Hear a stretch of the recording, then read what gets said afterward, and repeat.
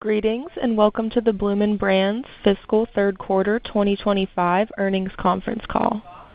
At this time, all participants are in listen-only mode. A brief question-and-answer session will follow management's prepared remarks. It is now my pleasure to introduce your host, Tara Kurian, Senior Vice President, IR, FP&A, and International. Thank you, Ms. Kurian. You may begin. Thank you and good morning, everyone. With me on today's call are Mike Spanos, our Chief Executive Officer, and Eric Christel, Executive Vice President and Chief Financial Officer.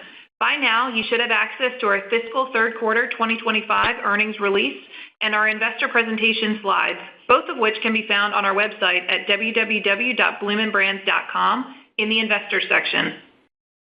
Throughout this conference call, we will be presenting results on an adjusted basis. An explanation of our use of non-GAAP financial measures and reconciliations to the most directly comparable GAAP measures appear in our earnings release and investor presentation on our website as previously described. Before we begin formal remarks, I'd like to remind everyone that part of our discussion today will include forward-looking statements, including a discussion of recent trends.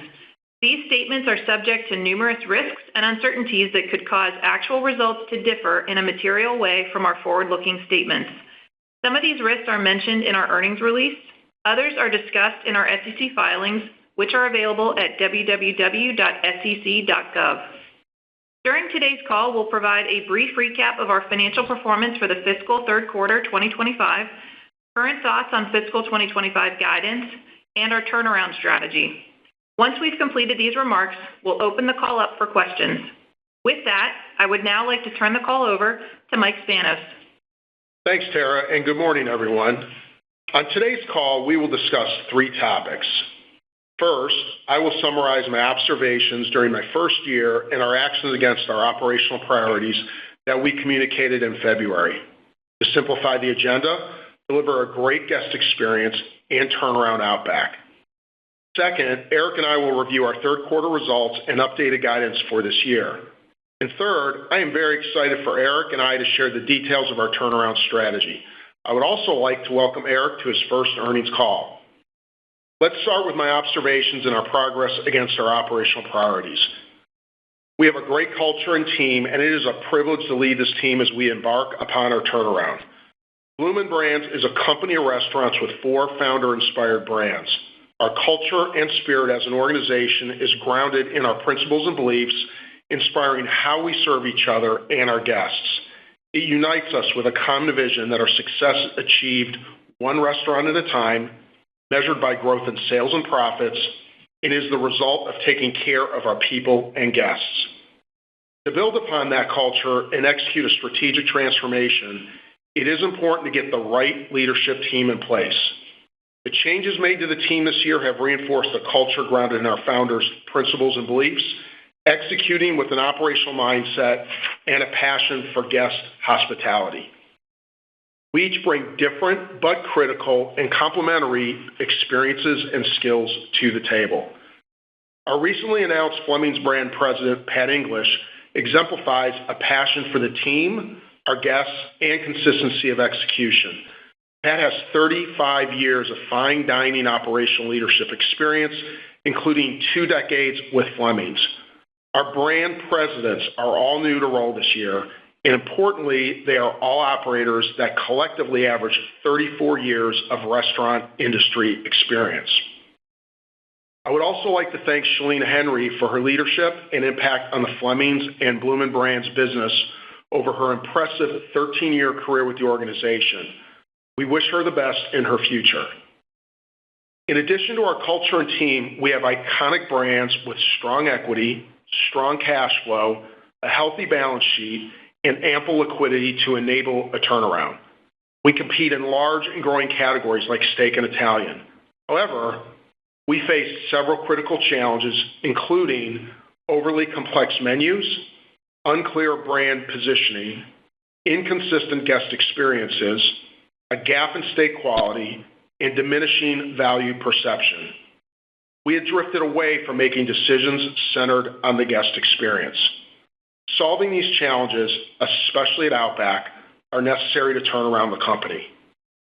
Our leadership team started addressing these problems with a focus on the three operating priorities. Our approach is to control what we can control, meet the guests where they are, while keeping execution simpler for our restaurant teams. To simplify the agenda, we refranchised our restaurants in Brazil, streamlined our corporate structure by removing layers, reduced menu SKUs by 10 to 20%, and reduced LTOs that added complexity in the restaurants. To deliver a great guest experience, we knew we needed to address the consistency of execution in food, service, experience, and value. The what you get for what you pay for value equation. We introduced everyday value offers in all of our casual dining brands, leading with the Aussie 3-course at Outback, which is resonating with our guests and is easily executed. Part of delivering a great guest experience is making it simpler and smoother. In order to achieve that, while gaining critical service feedback at the individual restaurant level, we installed Ziosk across the Outback system. Over 85% of our guests use Ziosk to pay for their meal, saving them time and improving table turns by about 5 to 7 minutes. We're also using guest feedback on their experience as a recognition and coaching tool at each restaurant. Our Ziosk data shows that our efforts are working. We have seen dine-in customer metrics improve several points across intent to return, steak accuracy, value, and overall satisfaction. And the last of our operating priorities was to turn around Outback. We all believe that we can re-energize the brand and deliver sustainable growth. And most importantly, our Outbackers believe in the future potential. In addition to these elements I've already mentioned, Pat Hafner and the Outback team committed themselves to listening, learning, and serving our Outbackers and guests, and focusing on being in restaurant during peak hours and days. The success of a restaurant business is determined on the ground, and there is no substitute for getting our leaders in the restaurants when it matters. Between Ziosk and over 200 restaurant visits by Pat and myself, we are committed to raising the bar on standards and recipe execution for great food and service while removing complexity for our Outbackers. We also needed to test and learn. Earlier this year, we had 14 restaurants in test, which were largely focused on menu simplification, innovation, and guest experience.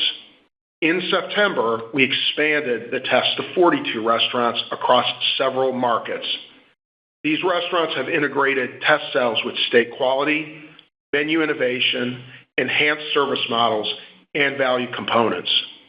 Throughout this year, we also ran isolated tests focused specifically on steak quality and changes to the service model.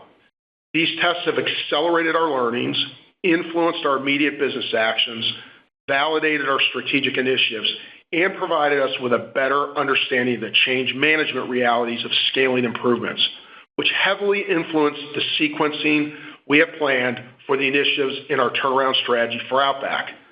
We will maintain a test and learn culture here at Outback, and we plan to use our test environments to continue to refine and test new ideas.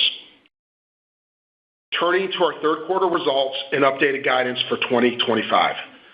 Our focus this past year on our operational priorities is translating into improved guest metrics and sales and traffic gains, putting us in a strengthened position to execute our turnaround strategy. We believe our Q3 momentum is reflective of these foundational efforts. Our Q3 sales comp was up 120 basis points, which was 130 basis points better than Q2. And U.S. traffic was negative 10 basis points, which was 190 basis points better than Q2. While our focus has been primarily on Outback over the last year, all brands achieved positive comp sales growth this quarter for the first time since Q1 2023. All casual dining brands executed value offers to meet the guests where they are economically. Outback comp sales were up 40 basis points with traffic flat. This was the first quarter of positive comp sales for Outback since Q2 of 2023. Outback continues to see traffic from the Aussie 3-course offering, which starts with an entry price point of $14.99 and we continue to see about two-thirds of guests trading up to the higher tiers of $17.99 and $20.99. We have also seen a significant improvement in Outback's brand trust by +6 points year-over-year, and improvements in guest scores across food, service, value, and atmosphere. Additionally, we are encouraged by our improved media ROI as we are being disciplined in communicating the right message in the right channels and at the right times to drive efficiency and effectiveness. Our higher returns gives us increased conviction in the marketing investment we have planned to make as part of the Outback turnaround. Carrabba's comp sales were up 410 basis points with positive traffic of 60 basis points. Its growth was led by in-restaurant value of dinner and dolce for 2 for $45, experiential wine dinners, lunch, and off-premises.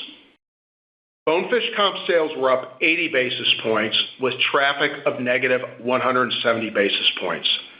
This was the first quarter of positive comp sales for Bonefish since Q2 of 2023. Its recent improvement has been driven by day-of-the-week offers with $5 Martini Margarita Mondays and $7 Bang Wednesdays, and its prix fixe lunch offerings starting at $14.90. Fleming's comp sales were up 120 basis points, with traffic down 120 basis points. Fleming's has maintained its sales momentum with in-restaurant traffic driven by experiential events, elevated service, and its events and catering platforms. We are excited with our momentum, but we know we need to continue to improve our results to grow market share. We know in-restaurant dining is our biggest opportunity. We know it will take time to reverse our market share trends, and we remain focused on improving our execution every day. Let me turn it over to Eric to review our financial performance for the quarter before we cover the strategy update. Thank you, Mike, and good morning, everyone. I would like to start by providing a recap of our continuing operations financial performance for the fiscal third quarter of 2025. Total revenues were $929 million compared to $910 million last year. Restaurant sales were up, driven by the net impact of restaurant openings and closures, as well as U.S. comparable restaurant sales. This was partially offset by a decline in franchise and other revenue, as the royalty rate on Brazil this year is less than the intercompany royalty received last year. As Mike mentioned, U.S. comparable restaurant sales were up 120 basis points and traffic was down 10 basis points. Though these results were below the casual dining industry, they exceeded our expectations as improvements begin to take hold. Average check increased 1.3% compared to 2024 as we continue to invest in value offers for our guests. Off-premises sales were 24% of total U.S. sales in the quarter, consistent with Q3 last year. Outback's off-premises mix of sales were 26% in the quarter, and Carrabba's were 34%. Our GAAP diluted loss per share was 54 cents compared to a loss of 1 cent per share last year. Our Q3 adjusted diluted loss was 3 cents per share versus earnings of 11 cents per share last year. Negative 3 cents was above our guidance range of negative 10 cents to negative 15 cents. The primary difference between GAAP and adjusted diluted loss per share is approximately $43 million of adjustments incurred in Q3 2025 as a result of the restaurant closures and impairments, transformational and restructuring activities, foreign currency forward contracts that partially offset risk associated with the purchase price installment payments on the Brazil transaction, and a change in our employee benefits policy.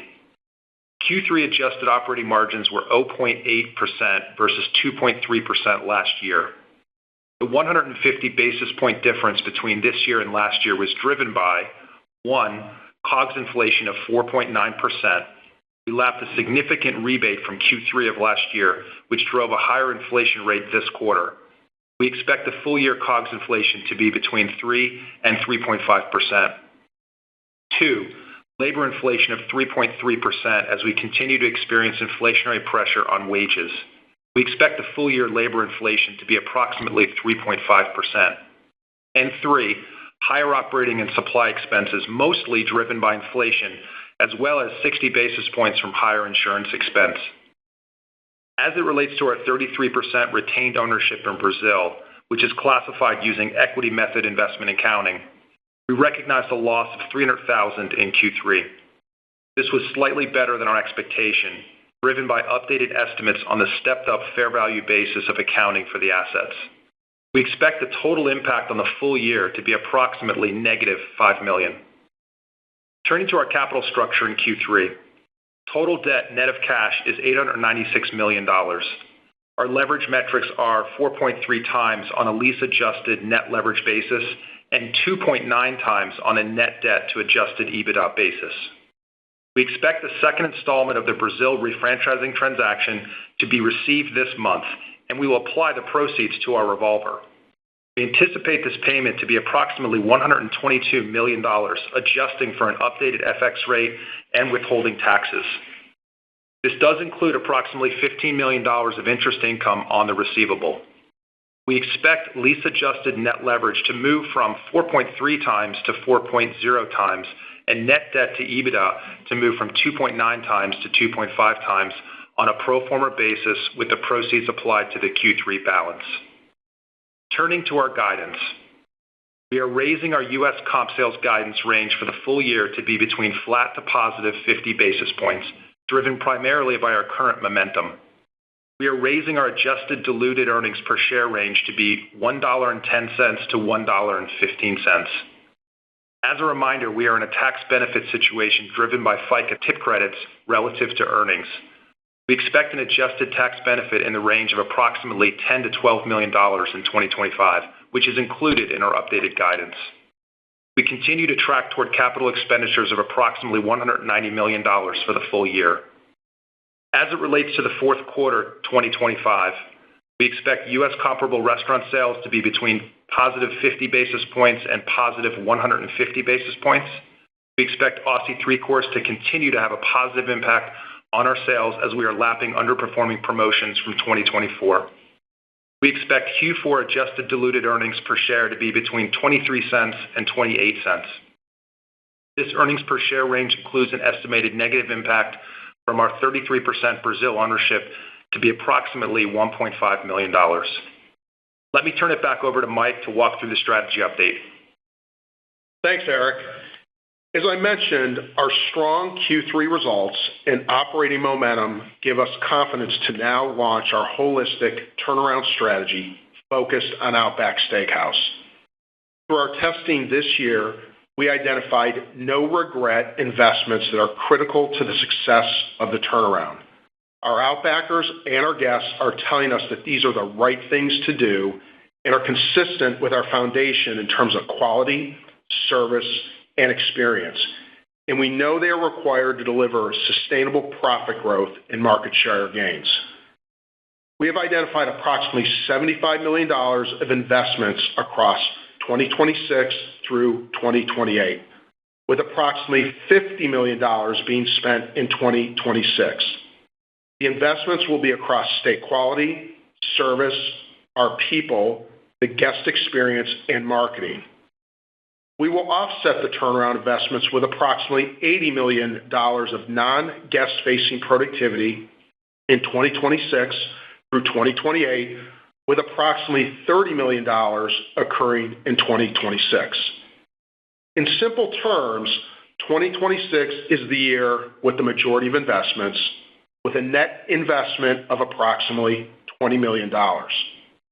Eric will provide additional details of how this is allocated across each of these areas. Our turnaround strategy is based on 4 strategic platforms, which are to 1, deliver a remarkable dine-in experience, 2, drive brand relevancy, 3, reignite a culture of ownership and fun, 4, invest in our restaurants. These platforms will be supported by, first, non-guest-facing productivity savings, second, balanced capital allocation, and third, a strong management team. The first platform is deliver a remarkable dine-in experience. A remarkable dine-in experience starts with a commitment to steak excellence. Simply put, we are getting back to our roots of serious food and a focus on steak. We are first and foremost a steakhouse. Our investments include investing in the quality and cuts of the steaks to deliver a competitive and craveable lineup that delivers value. We are also investing in our cooking equipment, including expanding char grill capacity so that we will have the optimal cooking platform across steaks and other proteins. We are committed to the consistent training necessary to ensure we continue to have the exceptional steak quality, taste, specs, and accuracy. In our tests, these steak enhancements delivered an average 10-point lift across guest satisfaction, taste, value, intent to reorder, and quality perception. These gains, combined with enthusiastic Outbacker feedback, give us strong conviction to move forward with investing in our steak quality nationally later this month. Another element of a remarkable dine-in experience is craveable service. As I mentioned on the last call, we identified that our 6 tables to 1 server ratio during peak hours wasn't providing the right level of guest interaction and Outbacker satisfaction. We believe a reduced ratio of 4 tables per server during peak times, which is more in line with casual dining best practices, will allow our Outbackers to provide a more consistent and enhanced experience for our guests. Similar to steak excellence, we ran independent tests earlier this year with the reduced table to server ratio. We saw an increase in our intent to return, attentiveness, and likelihood to recommend server scores from our guests. Our operators in the test also had positive feedback because servers have the time to positively engage with their guests. These results and feedback give us confidence in rolling the service model out across the Outback system starting in Q2 of next year, once we have the execution of our enhanced steak lineup right. The final element of delivering a remarkable dining experience is consistency of execution. We are leading with an operational mindset that prioritizes the guest first and is delivered with great food and great service. As I mentioned earlier, our leaders are in our restaurants during peak hours to focus on operational excellence and accountability to standards. We are leveraging technology to help our restaurant leaders more easily check for outliers and guest metric scores. Our strong focus on consistency of execution this past year, as demonstrated by the strong business momentum in Q3 and improved guest metric scores, gives us further confidence in the turnaround plan. The second platform is to drive brand relevancy. We need to make Outback more relevant. Outback Steakhouse has incredible brand equity. It is the pioneer of the casual steakhouse industry. We have strong brand awareness and a tremendous opportunity to convert that awareness into restaurant visits. To do so, we must differentiate Outback's brand positioning, building greater relevancy while deepening the connection with our guests and emphasizing that we are first and foremost a steakhouse. Fundamentally, we are going back to the core greatness of the Outback brand. Outback led through craveable food, value, and an emotional connection with the server and managing partner. However, the key differentiator was the fun, casual, and adventuresome Australian spirit. Focusing on no rules, just right, and hospitality is the core of the brand culture and the heart of the experience that created loyalty with our guests. Our intent is simple: come as our guest, leave as our mate. Sharpened brand positioning will serve as a foundational element of our turnaround, helping to recruit new guests, re-engage lapsed users, and drive frequency among our loyal base. We are also leaning into steak-centric equity in our brand communication. We're reasserting Outback's authority in steak through menu redesign, refreshed creative, and elevated food photography that showcases our craveable, steak-forward offerings. Guests will see our revamped, high-quality steak lineup front and center, highlighting the thickness, freshness, and craftsmanship of every cut, along with our signature Outback seasoning that sets us apart. This steak-centric focus will also strengthen our value equation by offering menu variety and affordability across multiple price points, enhancing what guests get for what they pay for. We will continue to lead with depth and steak excellence while leveraging our non-steak protein variety with disciplined breadth. Supporting the brand's relevancy is marketing effectiveness. Over the past year, we've significantly improved our marketing efficiency by redirecting spend towards digital channels and simplifying our message to make it more focused and impactful. Our marketing actions earlier this year drive our conviction to further evolve our media strategy, shifting from a legacy mix of 70% linear TV and 30% digital to approximately a mix of 40% linear TV and 60% digital. This change reflects how guests now consume media, ensures we deliver the right message through the right channels and at the right time to maximize traffic and returns.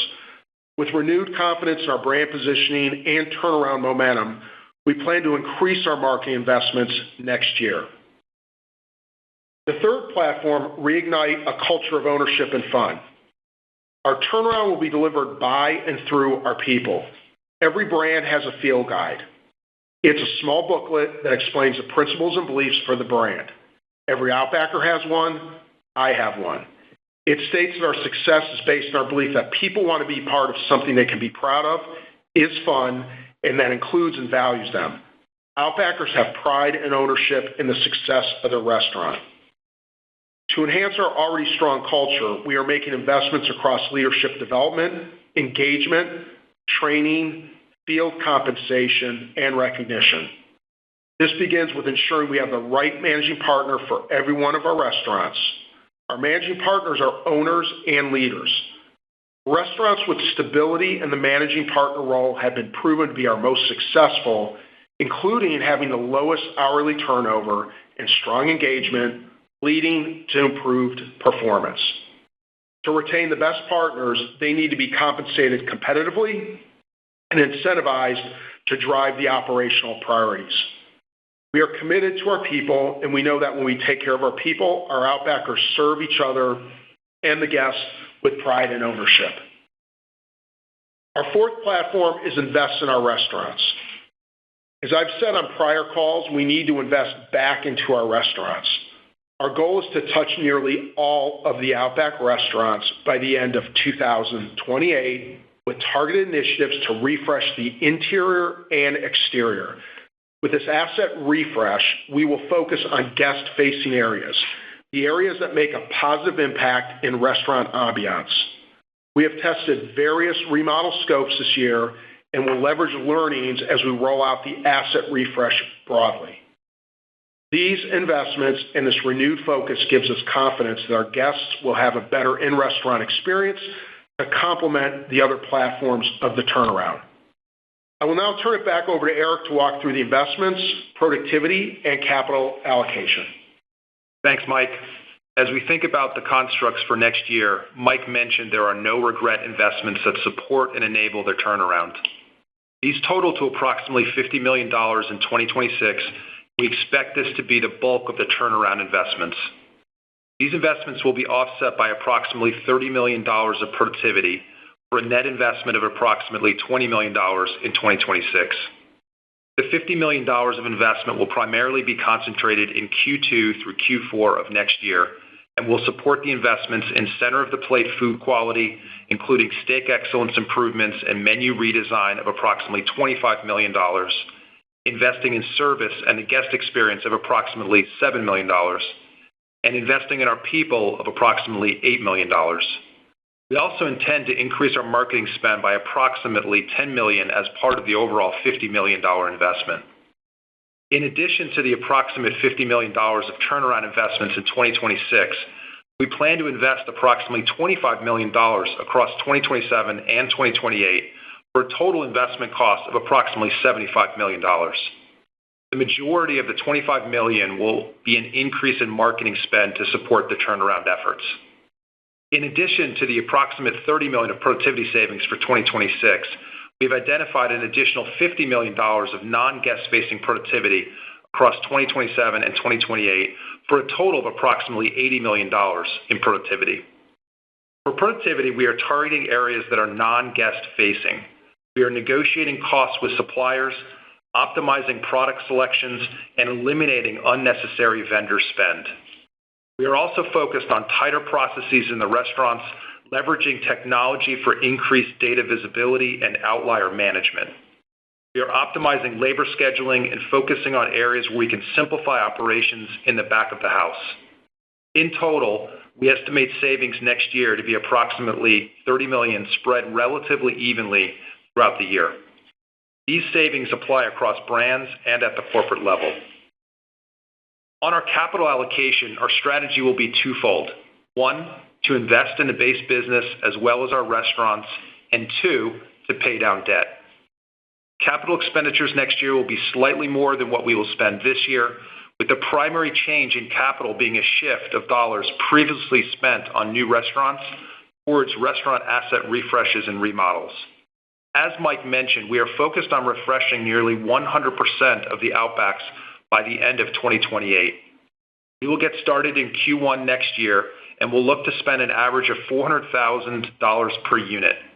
The great news is we are modeling our approach after Carrabba's, who demonstrated the success of a lighter touch, guest-facing focused asset refresh strategy that also yielded traffic improvements and improved employee satisfaction. This year, we completed a detailed review of our restaurant base and identified 21 underperforming restaurants, which we closed last week. We also identified 22 restaurants in which we would not renew the lease. Most of those leases expire in the next 4 years. Our goal is to focus our resources on the remaining healthier restaurants. As part of our new capital allocation strategy, we suspended the dividend. We believe that the best use of capital today is to invest in our restaurants, our guests, and our employees, and are confident that this will deliver sustainable growth in our business. In terms of leverage, our goal is to reach 3.0 times on a lease-adjusted leverage basis by the end of 2028. As such, we'll use available free cash flow to pay down debt. As we think about 2026, there are 2 items we are monitoring closely that will influence our annual guidance, and that is 1, where beef inflation lands for next year, and 2, visibility into expected tariff impacts. With this in mind and aligned with our historical cadence, we will provide detailed 2026 guidance on our February earnings call, as well as how we are thinking of our go-forward multi-year targets once we establish our 2026 baseline. Let me turn it back over to Mike. Thanks, Eric. We have covered a lot of material and will update you in February with further details, as Eric stated. In summary, we are highly confident our strategy will firmly place Outback Steakhouse on the right course for sustainable, long-term, and profitable growth. Through this strategy, we will, 1, deliver a remarkable dining experience through improved steak quality, enhanced service, and consistency of execution. 2, drive brand relevancy to differentiate Outback with a return to our brand roots. 3, reignite a culture of ownership and fun with a commitment to our people. 4, invest in our restaurants to refresh approximately 100% of Outbacks by 2028. We will enable this strategy with non-guest-facing productivity savings, a balanced capital allocation, and a strong management team. We have the right team in place to execute this turnaround and have momentum. Our leadership team is aligned and committed to the turnaround. We all have confidence in the success of Outback Steakhouse and, more broadly, Bloomin Brands. We know that when we invest in the guest, give Outbackers the tools to succeed, and provide a quality dining experience, Outback can and does win. This is evident in the initial improvements in metrics such as guest satisfaction and intent to return. We will continue to be transparent on our progress and our actions. Lastly, and most importantly, all of our results and future potential would not be possible without the dedication, the commitment, and the leadership of our people in the restaurants and the restaurant support center. Every day they show up and give their best to the guests and each other. I'm incredibly proud of our Outbackers, our Mikos, our anglers, and our associates.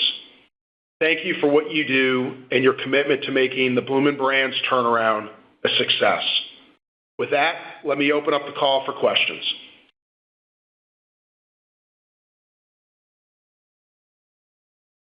We will now begin the question and answer session. To ask a question, you may press star then one on your touch-tone phone.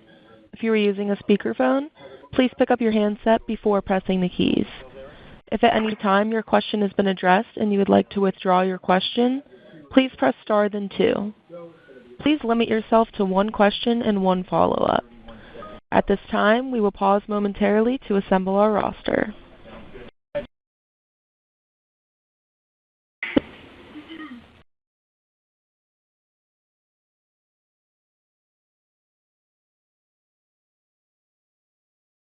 Our first question comes from Jeff Bernstein with Barclays. Please go ahead. Hi, this is Anisha Dat on for Jeff Bernstein. I wanted to ask a question on comps. You highlighted strong momentum in Q3. Can you expand on whether that strength carried into October across all the brands and what factors contributed to sustaining that performance? Good morning. So our Q3 trends have continued into Q4, and our Q4 guidance and full-year guidance assumes that those trends maintain. And second part of your question, I just think we're meeting the consumer where they're at. We're creating the right variety of affordable entry price points, value, and example that's been the Aussie 3-Course. Okay, great. And as a follow-up, are you seeing any underlying macro weakness that might be masked by your improved results? We had encouraging trends across the board when I look at the quarter. Traffic improvements and growth, they were consistent in all the brands, and that was across income groups and ages. Check averages were also up low to mid-single digits across income groups and age groups. And we did see larger party sizes offset by slightly lower PPA. Maybe where we saw a little bit of slight check management was in the cohorts over 65 years old, and that was predominantly in beer, wine, and liquor. But importantly, what we liked is they chose to dine out based on the visitation results, which were positive. So to me, what this tells me is it's just another validation that dining out remains a very affordable luxury. Consumers, regardless of their income levels or their age, they want to get out. They want to prioritize experiences, other forms of discretionary spending. And I think we did, we're mindful of the environment, which means we got to keep meeting the consumer and the guests where they're at economically. Great. Thank you. Our next question comes from Jeffrey Farmer with Gordon Haskett. Please go ahead. Thanks. You just touched on it, but just was hoping to get a little bit of a deeper dive into how the company materially outperformed the Q3 same-store sales guidance, specifically sort of the factors that contributed to that better or much stronger than expected result. Yeah, hey, Jeff. I think it was a couple things predominantly. One is we're just executing with more consistency of execution, and that starts with our leaders. Our leaders are tremendous. They're out there with the teams during peak hours, and I just think that's given us a great executional dividend. That's the first thing. And then the second thing, in all of our casual dine brands, I think our marketers and operators did a great job, again, focusing on meeting the guests where they are at, regardless of the economic cohort. And you think about the brands, Aussie 3-Course at Outback, very, very positive. At Carrabba, the team did a great job with experiential wine dinners. Bonefish, we had everything from $5 Margarita Mondays. We had $14.90 prefix lunch menus, and we've done a really nice job at Carrabba's and Outback with $10 take-home, just getting that average check up. So I think that's what it is. It's just really being there, meeting the guests where they're at, and providing the right what you get for what you pay for relationship. Okay, thank you for that. And again, you just touched on it with the cohorts, but obviously, as you know, there's a lot of focus on income cohorts, age cohorts, relative trends across those cohorts. But can you share some detail about what you're seeing with the Outback customer base, and maybe more specifically, how does the Outback customer base sort of stack out or shake out across income and age cohorts? As I said, for the quarter, we saw consistent performance across all the age and the income groups across Outback, steady, consistent growth that was there. And we had flat traffic, and that was consistent in all those groups. There were no outliers. Value is working for us. Okay, thank you. Our next question comes from John Ivankoe with J.P. Morgan. Please go ahead. Hi, this is Crystal for John. The question is on remodels. You mentioned an average CapEx of $400,000 per unit, but as there's some stores that are over 20 years old, it could suggest that there's a bit more needed. Could you potentially bucket by number of units what the various spend levels could be? Well, I'm not going to get into the specifics of buckets per spend, but as Eric said, we're highly confident that our asset refresh plan, it enables us to touch nearly every Outback over the next 3 years. And they're very targeted initiatives. It allows us to refresh the interior and exterior at an average cost of about $400,000 per location. We're going to focus on the guest-facing areas, and we're going to focus on what makes a positive impact to the guest. What I would add is, if you go back to previous calls, we talked about our outside maintenance survey data. We use that to really be very surgical. We also have tested various remodel scopes that we also talked about. We're leveraging those learnings. And lastly, Pat led this at Carrabba's. We were very excited with what we saw post those light touch refreshes. We saw 100 to 200 basis points of traffic lift post those. So some will be higher, some will be lower, but we think with targeted initiatives, we can really do a good job hitting nearly all of them by the end of 2028. Thank you. And as a follow-up on average check, do you see further investment here in order to drive component of value and ultimately traffic? No, I don't think so. The way I would answer that is, first, based off the tests, feedback from our Outbackers, our own work, we believe this is the right investment level across each of the elements of the strategy. Now, we're going to be judicious in analyzing those investments and making sure we're getting the right returns. And it also implies that if we see really good returns and there's a benefit, we're going to consider looking to invest more. And as I said since I joined, we're going to be highly transparent about what we do every step of the way. Thank you. Our next question comes from Brian Mullen with Piper Sandler. Please go ahead. Okay, thanks. Just a question on the marketing part. I think you addressed this some in the prepared remarks, but it sounds like investments in marketing are going to be a part of the turnaround process. Just talk about how maybe you're going to phase this in over the next couple of years. I imagine there's a balance that can drive traffic in the short term, but maybe you want to make sure the product and service model is right. So just talk about the approach and how that will build. Yeah, Brian, I'll take it to how we're thinking about the sequencing of investments. Specifically to marketing, the incremental marketing is assumed to begin predominantly in the second half of 2026. That's $10 million. And then, as Eric said, we would look at another $10 million in 27 and another $10 million in 28. Obviously, it's pay as you go.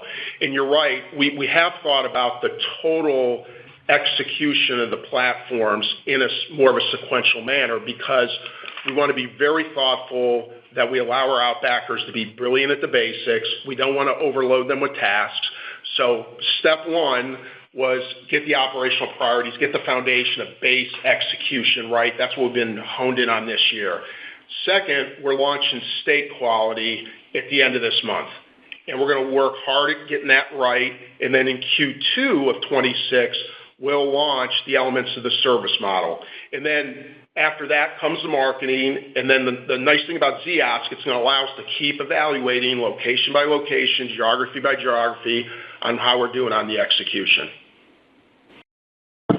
Okay, thank you. And then just a modeling clarification on the closures. Can you give us a sense of what brands those will be concentrated at? And then, with all the assessing of the portfolio you've done this year, do you think you're done on the closure front, or as you progress another year or two, could there potentially be a little bit more?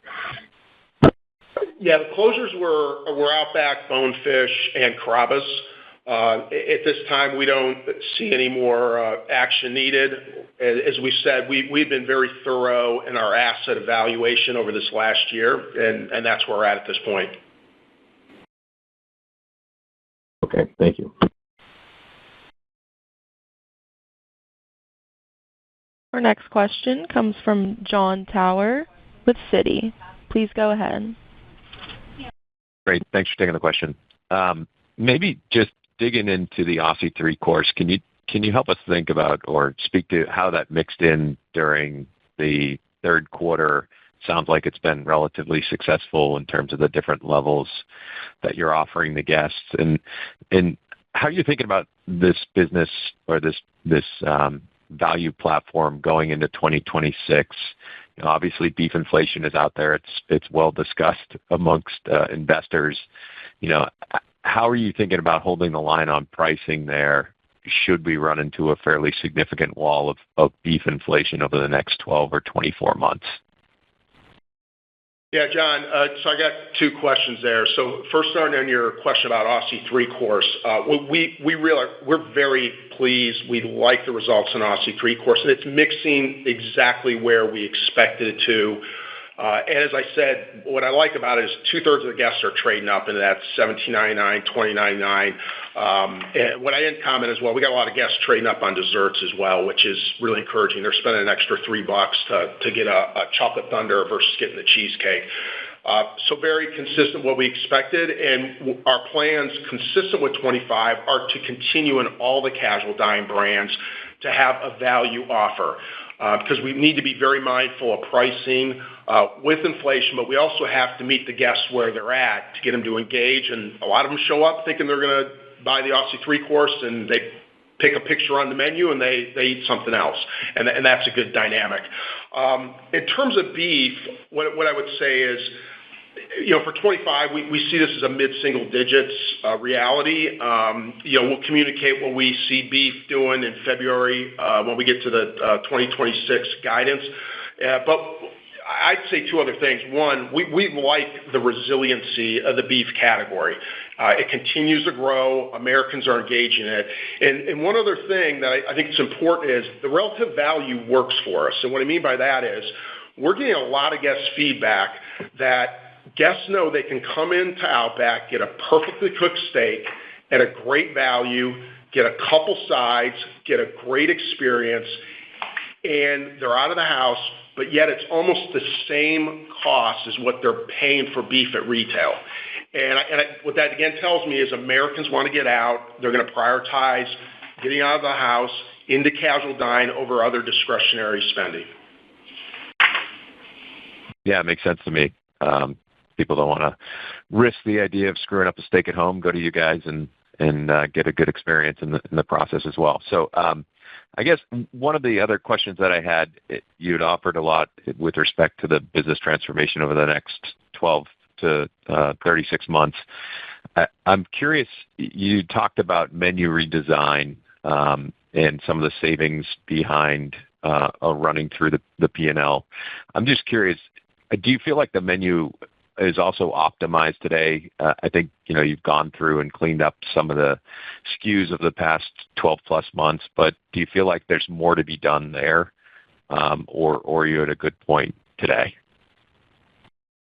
We can do more. A menu redesign is definitely a journey. I like what we did where we reduced 10-20% of the SKUs this last year to simplify the complexity for the back of the house as well as the front of the house. But revenue management is fluid. Part of menu design is creating affordability and a variety of entry price points. We're going to continue to iterate on that. And that's also, by the way, what we're using our 42 test locations for. We're using that as a good learning lab across the board to understand assortment, choice, affordability, and what the guest wants. Great. Thanks for taking the questions. Our next question comes from Brian Vaccaro with Raymond James. Please go ahead.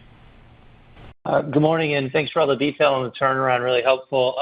Just on a couple of the aspects there, you talked about improving the steak quality. Could you elaborate on some of the changes you're making there, whether it be changes in product spec, the types of steaks maybe that you'll be featuring, or changes in cooking procedures? Yeah, Brian, it's a really good question. So in terms of steak quality, I start with what I said in the prepared remarks, that we're getting back to our roots of steak excellence and just being a great steakhouse, and that's depth of our steak lineup. We're also going to have breadth and discipline in the non-steak proteins, which has been a big differentiator for us over the years going back to the founders. We do with this steak lineup we're going to launch the end of this month. We believe we've got the best steaks in the category. And right now, I think we've got the best barrel cut fillets out there. We're really excited about the sirloin. We think it's going to have a better performance, better tenderness.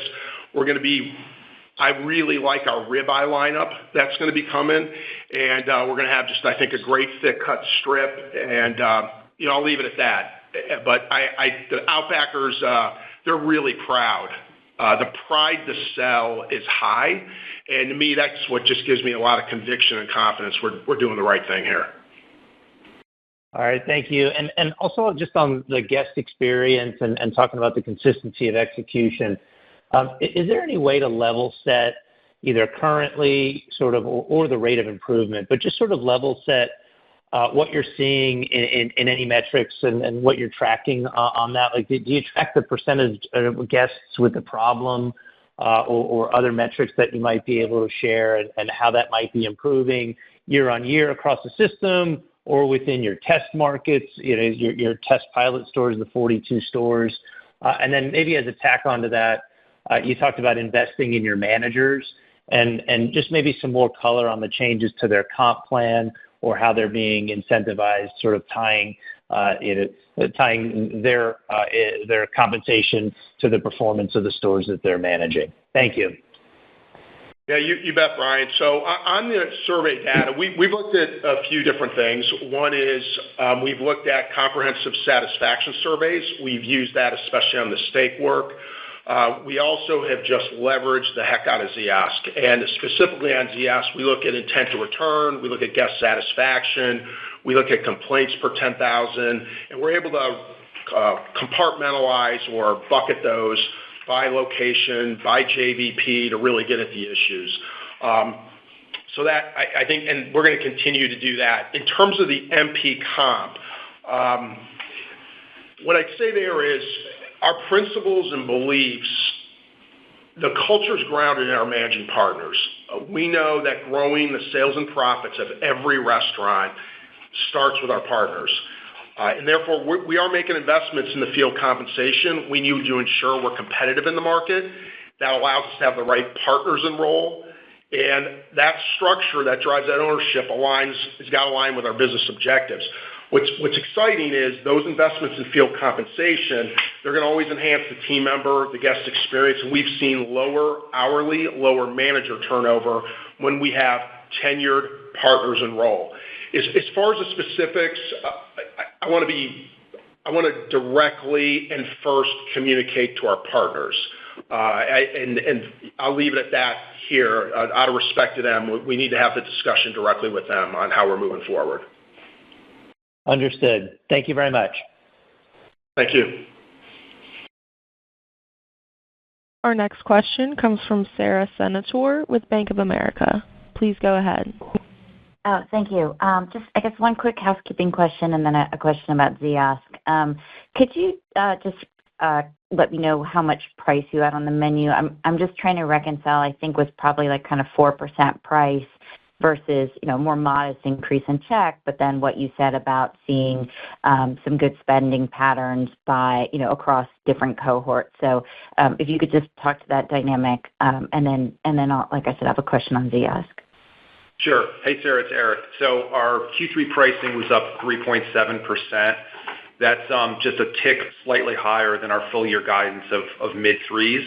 And also we expect Q4 to also be in the mid-threes on pricing. So pretty balanced. And then the mix component, was that, smaller parties, or was that mix across the different concepts? Just like I said, the average check was up less than that. So just wanted to make sure I understood that dynamic. Yeah. So we're seeing pretty consistent mix within our expectations of about down 2. It's really driven by Aussie 3-course, $10 take-home, a lot of the experiential dinners and other events that are happening across the 4 brands. Got it. Okay, thank you. And then could you talk about sort of the functionality that Ziosk has? I'm wondering how you kind of balance, I mean, as you pointed out, the service experience is really important to, full-service brands. So how do you balance, kind of what you digitize or automate through Ziosk versus, what is a interaction with the server? I know, different full-service brands have had different views on, whether it should just be kind of pay at the table versus ordering capabilities versus things like games. So, your I guess, philosophy on that. Well, part of a remarkable dining experience is the emotional connection that our guests feel with our servers and our partners. That is foundational, and that's not going away. At the same time, we know a lot of guests want things simpler, faster, easier, and they want to engage in technology. So what we get out of Ziosk, I think, are a few things that we like. Number one, we've got over 85% of our guests love to use it to pay, and that's really nice in terms of table turns, and they get out of the restaurant faster, and we're going to continue to enable that. Second, we love the engagement rate where they give us feedback, and that gives us real-time data at each restaurant by shift for coaching and recognition. Third, we do leverage it for gaming, so that's worked. And then there are certain menu items the guests can order on their own. But it is to order off the menu, you're going through our server. Thank you. Our next question comes from Teddy Farley with Goldman Sachs. Please go ahead. Thanks for taking the question. I have a follow-up on the marketing part. Can you give any color on how you're planning on communicating the business turnaround with consumers to drive trial at Outback, particularly with lapsed guests who might have somewhat of an outdated image on what you'll be offering? And then kind of similarly to that, any color on how you would be trying to drive trial and frequency, specifically with the younger cohort? I assume that the shift toward digital advertising is probably part of that, but any additional color you could add would be appreciated. Thanks. Yeah, you got it right. First, you got to start with the marketing brings folks in the restaurant, but we got to execute really well because that brings them back, and that part of that's word of mouth. So to me, you start there. In terms of the brand communication, which has been after a lot of good work on the strategic brand positioning, we will be steak-centric, and there will also be an element of emotional connection, and you're going to get that hospitality experience. That's going to be in there as well as the value components we get. We're going to stay clear to that. We're going to be back to the Aussie roots. And now, so that's the right message. As far as the channels, you're right. We're moving more towards a 40% linear TV, 60% digital. That's going to give us both better ROIs and also to be targeted in terms of retention and recruitment. And so we'll look at which non-protein items that we get a little more direct on digital to recruit some younger cohorts, and that's part of the work we're doing.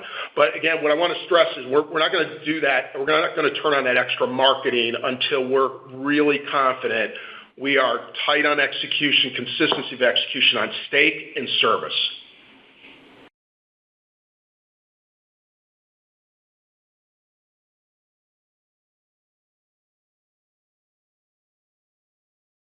This concludes our question and answer session. I would like to turn the conference back over to Mike Spanos for any closing remarks. Thank you once again for your investment and support of Bloomin Brands. I want to close by thanking our people for their passion, their ownership, and commitment to each other and our guests. We are on our path forward because of you. Thank you.